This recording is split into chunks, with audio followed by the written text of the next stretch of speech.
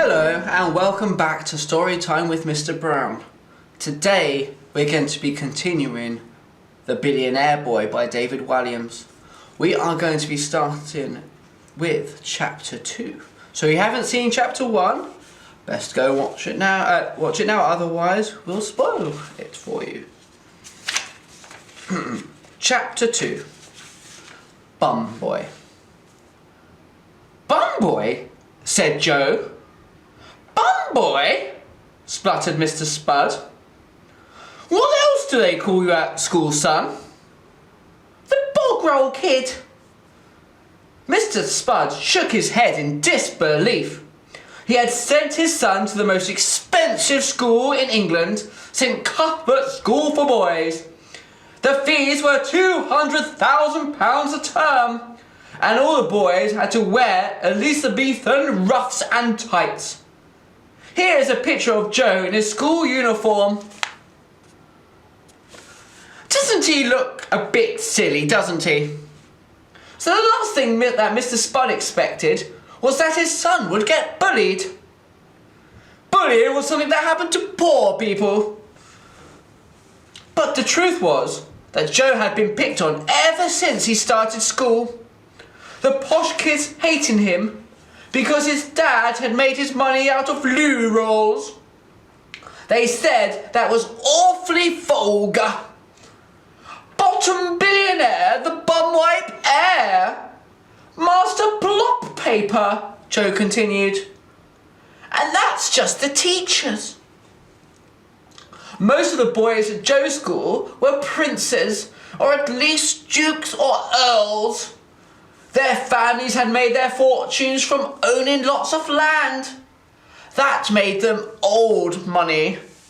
Joe had quickly come to learn that money was only worth having if it was old. New money from selling new rolls didn't count. The posh boys at St. Cuthbert's had names like Nathaniel Septimus, Ernest Bertram, Lysander Tybalt, Zacharias Edmund, Alexander Humphrey, Percy Quentin, Tristan Augustus, Bartholomew Tarquin, Imogen, Sebastian, Theodore, Clarence Smythe. That was just the boys. The subjects were all ridiculously posh too. This was Joe's timetable. Monday, Latin, straw hat wearing, royal studies, the study of etiquette, show jumping, ballroom dancing, debating society. This house believes that it is vulgar to do up the bottom button on your waistcoat. Scone eating, bow tie tying, punting, polo, the sport with horses and sticks, not to be confused with the mints.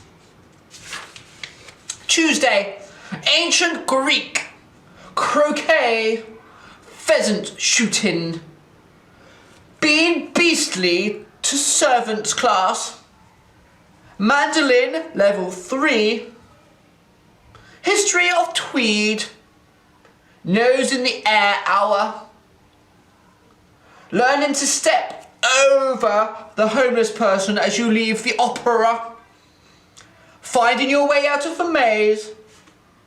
Wednesday was fox hunting, flower arranging, conversing about the weather, the history of cricket, the history of brogue, playing stately home top trumps, reading Harper's Bazaar, ballet appreciation class, top hat polishing, fencing, the one with swords, not selling stolen goods.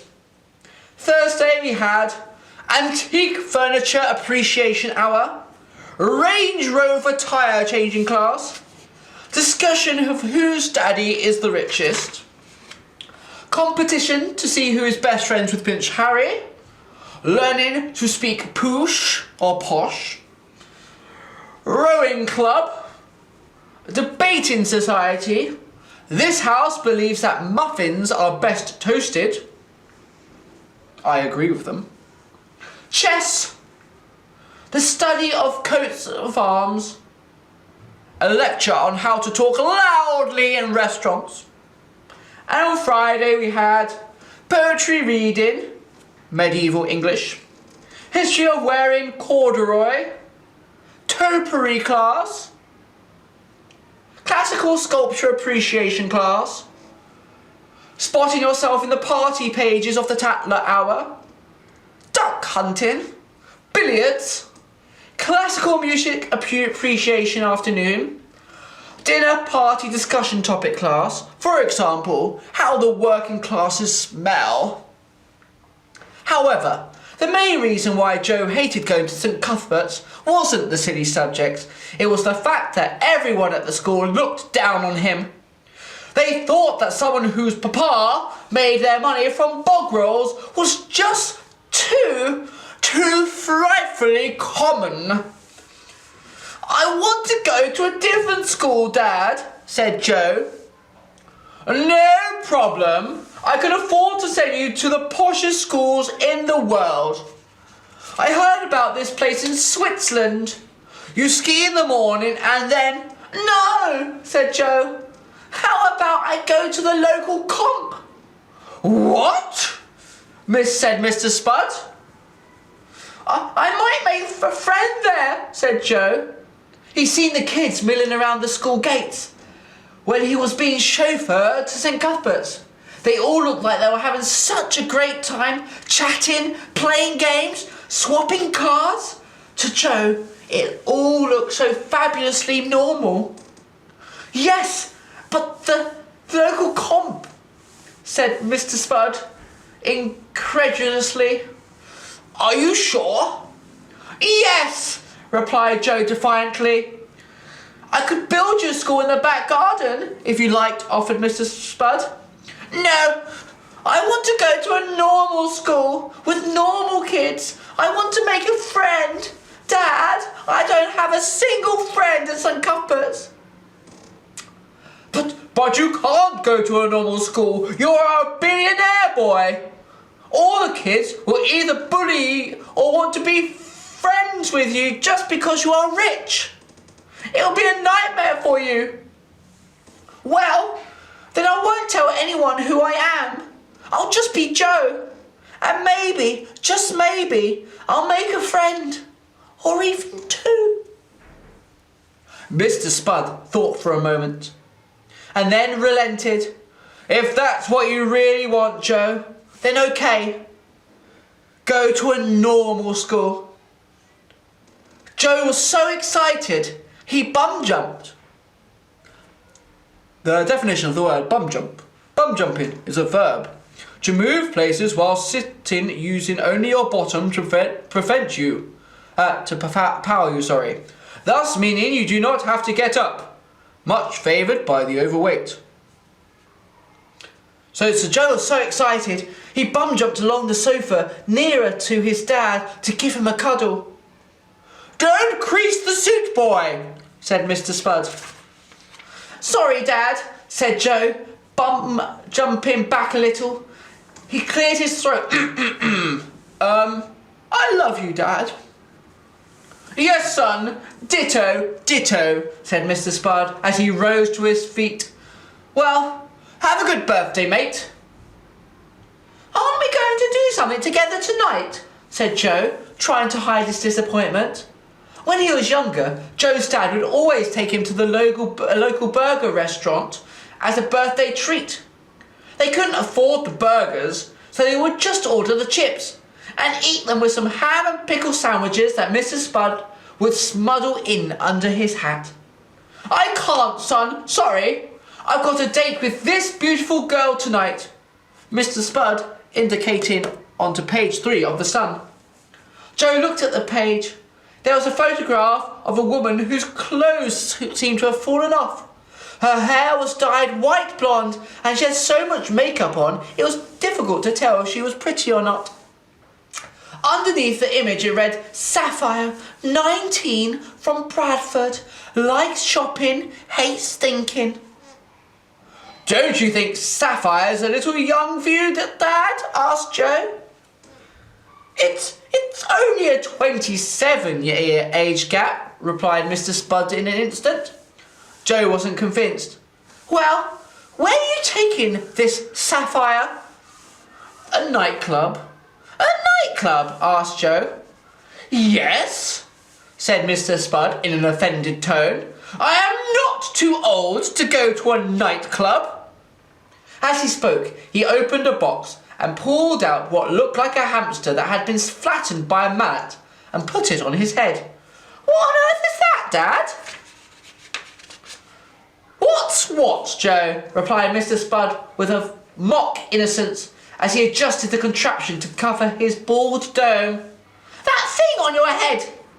Oh, this is a toupee, boy. Only 10 grand each. I bought a blonde one, a brown one, a ginger one, and an afro one for special occasions. It makes me look 20 years younger, don't you think?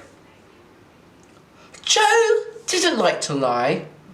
The toupee didn't make his dad look younger. Instead, it made him look like a man who was trying to balance a dead rodent on his head. Therefore, Joe chose the non-committal. Right. Well, have a good night, Joe added, picking up the remote. It looked like it would be just him and the 100-inch TV again. There's some caviar in the fridge for your tea, son, said Mr. Spud as he headed for the door. What's caviar?